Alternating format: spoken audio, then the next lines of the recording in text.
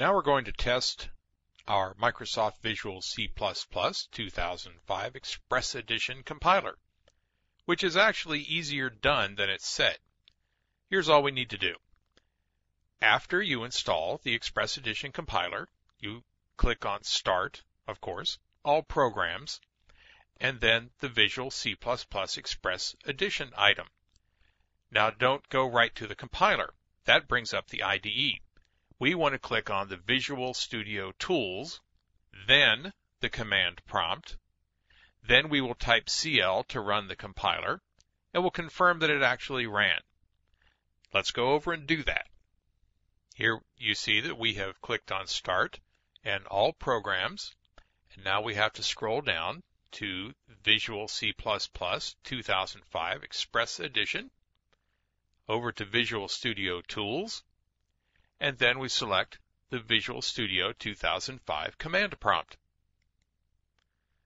That will bring up a normal command window, and you can see that we are in the program files, Microsoft Visual Studio 8 VC.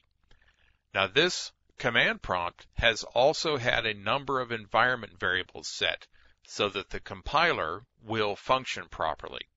If you go straight into a normal black command prompt and try to run the compiler, it most likely will not function properly. And what's worse, it may appear to function properly, but then not link properly and give you a lot of trouble. So only start the command line the way that I just showed you to start it.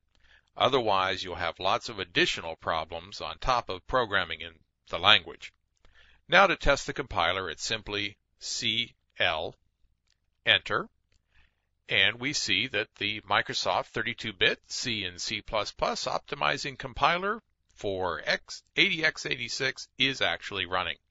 And it also gives us a usage line that we would type in CL and any kind of options that we might want to compile, which we won't really be working with that, the file name that we're going to compile, and then any kind of link options after the /link identifier.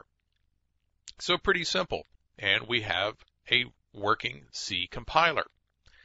Just, of course, type exit to get out of this, and that's what we needed to do. Next, we're going to go on and take a look at putting a C compiler on a Linux system, which is about the same process, but we'll take a look at that next.